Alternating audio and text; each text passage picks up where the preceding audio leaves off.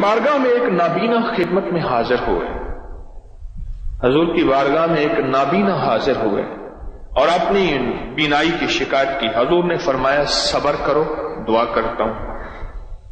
اور لگے حضور کوئی ہاتھ پکڑنے والا نہیں ہے، ٹھوکریں کھاتا ہوں، آپ دعا فرما دیں یہ بینائی واپس آ جائے۔ اچھا، آپ نے فرمایا چلو ایسا کرو، وضو کرو اور یہ دعا پڑھو جو دعا میں نے دی ہے۔ میں نے کئی لوگوں کو بتایا جن کی بینائی ختم ہو گئی تھی، جن کی بینائی تھوڑی ہو گئی تھی، جن کی بینائی ختم ہو رہی تھی، جن کا آنکھوں کا نور ختم ہو گیا تھا۔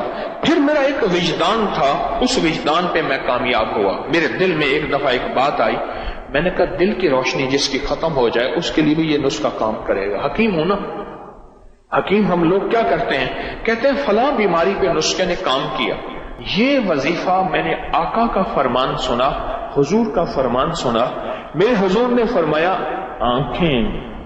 آنکھیں نہیں ہیں، صبر کر لو۔ میں حضور ہاتھ پکڑنے والا کوئی نہیں، ٹھوکریں کھاتا ہوں، آپ کوئی عنایت فرما دیں۔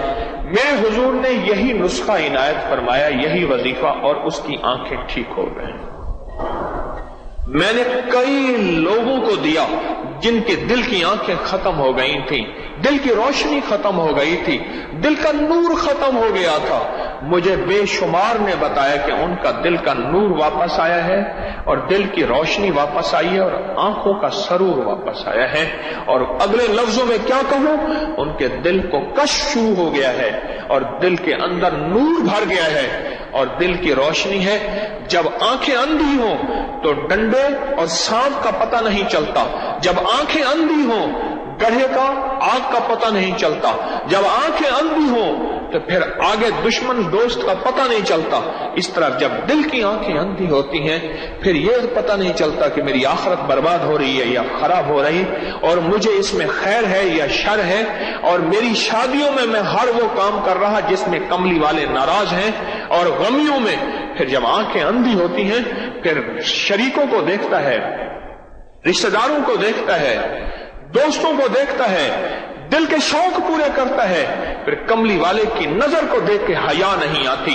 جب دل کی روشنی آ جاتی ہے پھر کملی والے کو دیکھتا ہے، حیا آ جاتی ہے، پھر آنکھیں بھی چھپ جاتی ہیں اور سارے تدبیریں، سارے رواج، سارے شوق ٹوٹ جاتے ہیں۔ میں نے تو کئی لوگوں کو دیا یہ نسخہ، یہ فضائل درود، فضائل حج سے بتا رہا ہوں میں، صفحہ نمبر 165 ہے، حضرت شیخ الحدیث کی لکھی ہوئی کتاب ہے، اور مشکلات کے لیے انوکھی چیز ہے۔ کوئی مشکل ہو، کوئی مشکل ہو۔ مسجد نبوی شریف میں پاکستان کا ایک بہت بڑا افسر تھا، میں نے اعتکاف کیا آخری عشرے کا مسجد نبوی میں، تو اعتکاف کے دوران انہیں پتہ چلا کہ طارق جو ہے وہ فلاں ستون کے ساتھ بیٹھا ہے، کوئی غالباً 18-19 سال پرانی کی بات ہے۔ تو میرے پاس آئے، مجھے تعارف کرایا، کہنے لگا بہت مشکل میں ہوں، اس وقت کی حکومت تھی، بہت اس حکومت کے زیر عتاب ہوں، اس وقت کا اقتدار جو تھا، اور مجھے بہت مشکل میں ہوں، بس میں نے آخر کار مدینہ کا رخ کیا ہے، اس کے علاوہ مجھے کوئی منزل اور راستہ نہیں ملا، تو میرے لیے دعا کریں۔ میں نے کہا یہاں حضور کے روضے کی طرف اشارہ کر کے میں نے کہا ان کے ہوتے ہوئے میں دعا کروں، میری کیا اوقات ہے، میری کیا اوقات ہے۔ ہاں میں آپ کو ایک چیز بتاتا ہوں، میں نے یہ وظیفہ بتایا، کہنے لگے مجھے لکھ کے دے دیں۔ میں نے لکھا اور یہ دیا، اور میں نے عرض کیا 2 نفل پڑھے اور گڑ گڑا کے یہ دعا مانگے، یا محمد انی اتوجہ بک، یا محمد انی اتوجہ بک الی ربک ان تقضی حاجتی۔ جب لفظ حاجتی بیان کریں تو دل میں اپنی حاجت بیان کریں، اپنا مسئلہ بیان کریں، اپنی مشکل بیان کریں، اپنی الجھن بیان کریں، اپنے مسائل بیان کریں۔ اللہم انی اسألک واتوجہ الیک بنبینا محمد صلی اللہ علیہ وسلم نبی الرحمہ یا محمد، سونا آپ تو محمد ایسے ہیں رحمت والے نبی ہیں، آپ کے در سے آ کے خالی جائے کوئی، یہ ہو سکتا ہے ہمیں بھی کوئی عنایت فرمائے۔ یا محمد انی اتوجہ بک، سند کے ساتھ، حدیث کی سند کے ساتھ یہ واقعہ موجود ہے، یہ غیر مستند حدیث نہیں ہے، کوئی گھڑا گھڑایا واقعہ نہیں ہے، کوئی قصہ نہیں ہے۔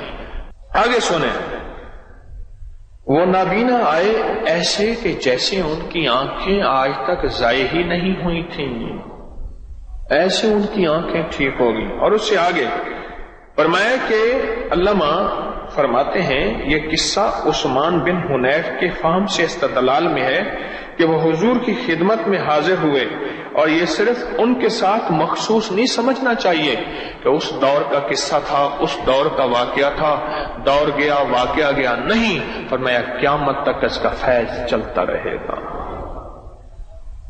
حضور کے وسیلے سے یہ فیض قیامت تک چلتا رہے گا، اور قیامت تک امت کو یہ نفع ملتا رہے گا۔